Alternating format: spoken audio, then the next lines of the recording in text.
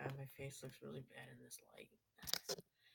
Anyways, okay, that's good. Hey guys, welcome back to the video, and today I'm gonna be doing my quick little review on the second Marvel Cinematic Universe movie, The Incredible Hulk. Now, I honestly like this movie. It's not. I think it's like one of. I think it's the the most underrated one, and it is. And I think like it really is. Like, I don't really think it's the best, but I do like the movie. Um, but I mean, you could see why. So I'm filming this the same day as I did my Iron Man review. It's late at night though, like almost 10. So I'm gonna try and make this quick. So the movie starts a with Banner Bruce Banner doing an experiment that goes completely wrong and turns him into the Hulk. And then it cuts to 5 years later of him living in Brazil trying to find a cure. Um and he's like with this guy, Mr. Blue, like online, helping him. He's also working at this juice factory in Brazil, and he's learning to speak it. Um, but then like a day at the place, like he cuts his finger and then it gets into one of the drinks, and then that actually leads to the Stan Lee cameo, which I'll get to later. So he gets into a fight with this guy, and he's trying to speak in Portuguese, but like he messes up the whole saying though, like of like the whole "don't make me angry" thing. So yeah, it's like instead of angry, he switches it up with hungry, and I just found that stupid.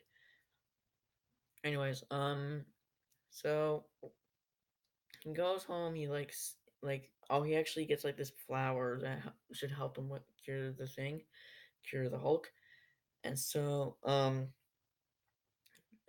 he like tries to make a antidote out of it. He completely fails though, and what's next?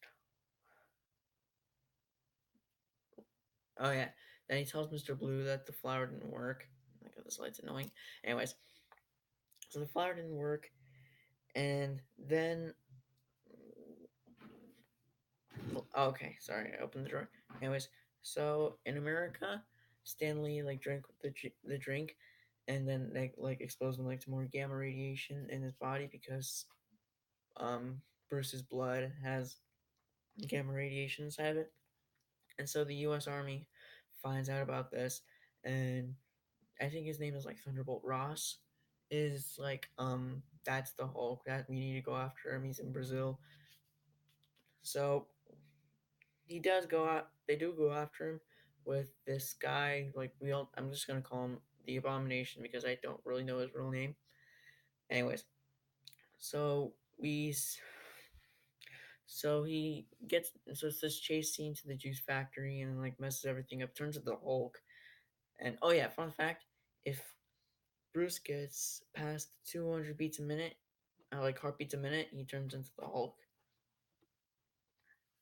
So yeah, so he turns into the Hulk, and they're like, "Wow, something just completely lost our path." And I was like, "That is what you're supposed to go for." That's Thunderbolt Ross. Anyways, so Bruce is now then goes to America. Like, well, first he goes like to Guatemala or something, and then he goes to I don't know where, but like somewhere in the United States, and goes to this college where he finds his old girlfriend that was in the experiment with him, Betty Ross, who is also daughter of General Thunderbolt Ross. So yeah, it gets kind of awkward.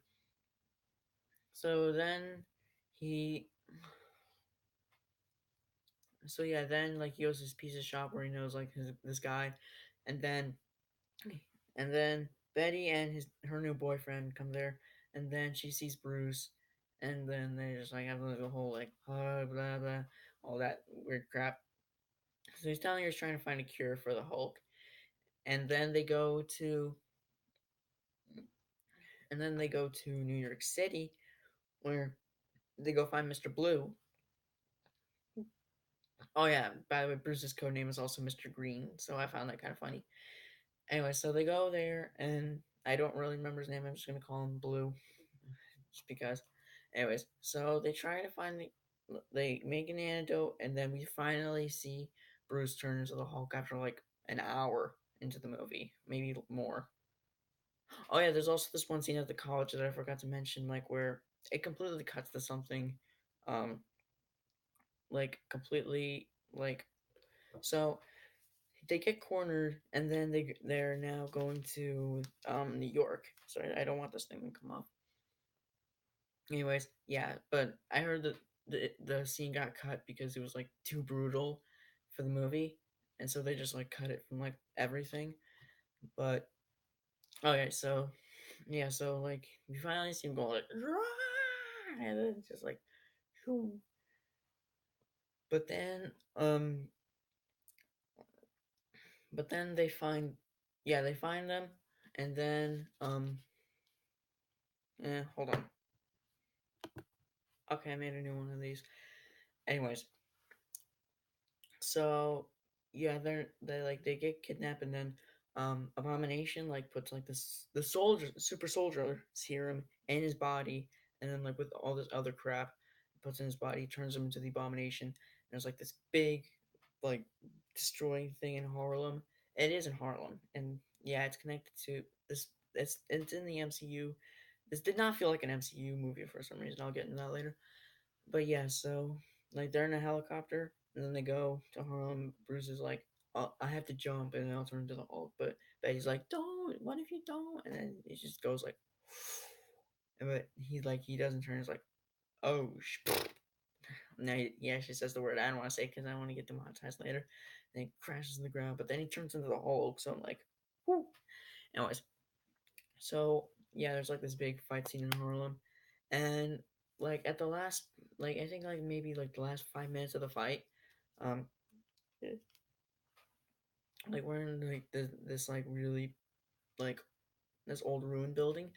Like he finally says the line Hulk smash, but yeah, then like he starts like to kill like choke Abomination, like, and then like he has to go back into hiding, and he's hiding in um and Betty is just like he's like just depressed.